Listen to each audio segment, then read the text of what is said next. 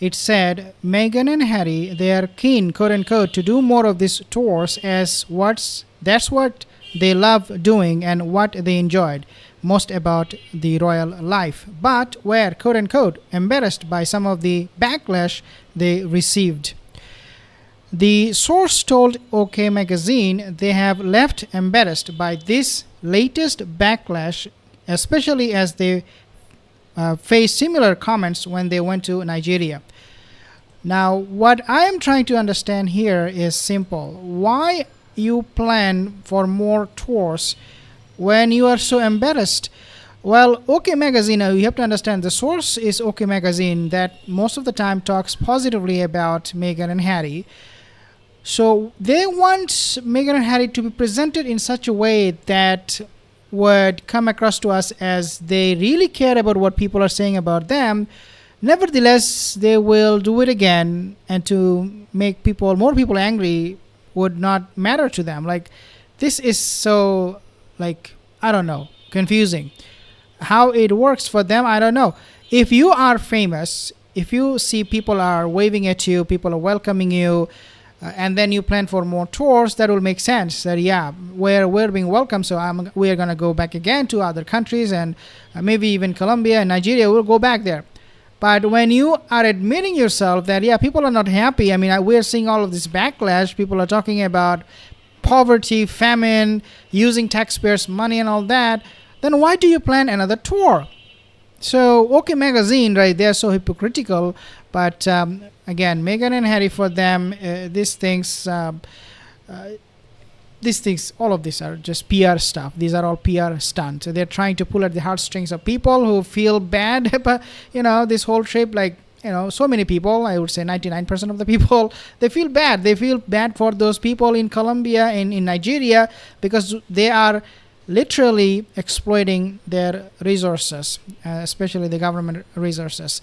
Now, we'll talk more about this in a second, but I do find this new show posted by Daily Mail very, very interesting. In fact, they have garnered 300,000 views in just one day, and they talked about, how this whole trip of Meghan Markle and Prince Harry was surrounded by, mysterious stuff and what they're hiding, the finances and all that. How they even managed to get there with their own pocket money. Obviously, they did not use any pocket money. They used what money? Donors' money, of course, Archewell's money, Invictus money, and Meghan and Harry, they have this habit of going to an event where they will somehow say, well, this is what Invictus is helping, and this is what Archewell is helping with to this particular people, to this particular cause. Therefore, they should bear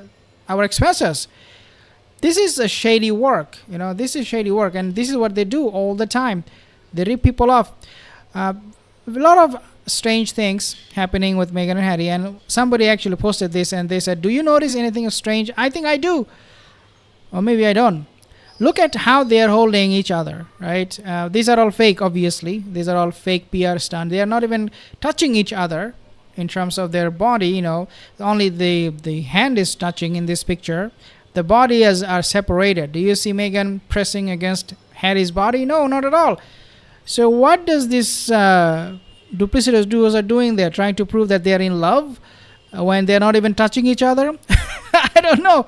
Like, these are so nonsensical and just frivolous stuff from them that I don't know. People, they should get bored, and we can easily predict by looking at some of these pictures that the relationship is over. Then they hate each other. They can't stand each other's presence. Another picture that shows that this relationship is not just over; it is becoming pathetic. Harry is wearing some kind of shoe that costs maybe, how much money you think that shoe will cost him? $50, I think, the most. And I think if you add a little bit of tax, maybe $60 add tax. But do you know how much Meghan spent on her jewelry and clothing? $120,000 in reworn clothing and jewelry, and $26,000 in new clothing jewelry in just 4 days in Colombia. And look at this miserable guy, what he's wearing. Oh my God. I mean, if there is a cartel attack on him, he will not be even able to run with those shoes. Just making it up, but you get the point. This is so true. The shoe looks pathetic, but Meghan obviously doesn't care about Harry. How he looks. What she does care though is how she sounds. Actually found this video clip very very funny. Take a listen what she's saying here. I think I have the sound here. Tonight was what we're doing, just roasting chicken and Roasting having chicken, trying to roast chicken. trying to roast a chicken, and it was just an amazing surprise. I do believe all of us agree, despite whatever disparities there are throughout the world, no one contests the fact that we want to keep our children safe. Tonight was Okay, so in the beginning of the marriage, she was like lovey-dovey, oh, chicken, roasting chicken, and then now she's like oak. She's awakened. Now she talks about moving the world and getting things done because my marriage is over. I need to do something to make a name for myself, and this is what we see from this change of voice from Meghan Markle from here to now talking like professional, because obviously this kind of lovey-dovey stuff didn't work. Her husband cannot still pay her bills. She has to work. Now she's like, yeah, I have to do it on my own. Yeah, I'm fed up with my husband. This guy is good for nothing. So she's changing her tone, voice. I'm sounding more professional and all that. I have so many people following me. But of course, when we take a look at Meghan Markle and how she presents herself, we definitely see how fake she is. But then we compare it with who? With somebody like Princess of Wales, Catherine. I mean, this is a new picture. She's going to the church or something. And look at her. She's, pretty much having her day and very, very normal, natural, feeling the moments, enjoying the moment, going with the family. And when the paparazzi, they're taking her photo, she doesn't even bother. She's not bothered. I mean, they will take my photo. Who cares? They're not going to come under my skin, and I'm not going to make a big deal about it. All the theatrics that we see from Meghan Markle is not touching Catherine at all. What bothers Meghan Markle doesn't bother Catherine. And obviously Meghan Markle is not bothered. She just make things up. Oh, the paparazzi, don't look at me, don't take my picture. I am so famous. Sometimes she does that. Most of the time she's like, the zebra teeth. But sometimes she's like, oh yeah, no, I'm okay, hi. Yeah, I don't call the paparazzi. That happens too sometimes. Rarely, but happens. But for Princess of Wales, Catherine, it is like, part of my life. I don't care. I'm having a good time. And this is why perhaps we see Meghan Markle always getting restraining order. I mentioned this before, that Meghan Markle does have restraining order to go close to Princess of Wales, Catherine. But some people are saying that she has a restraining order even going to UK. I don't believe that story. I think she can go to UK. But somebody posted this. Did MI6 put a restraining order on Markle because of her insane fixation on Catherine, Princess of Wales? Is this why Markle will never go to UK ever again, because she can't? No, she can go to UK, but I believe she cannot go close to Princess of Wales, Catherine.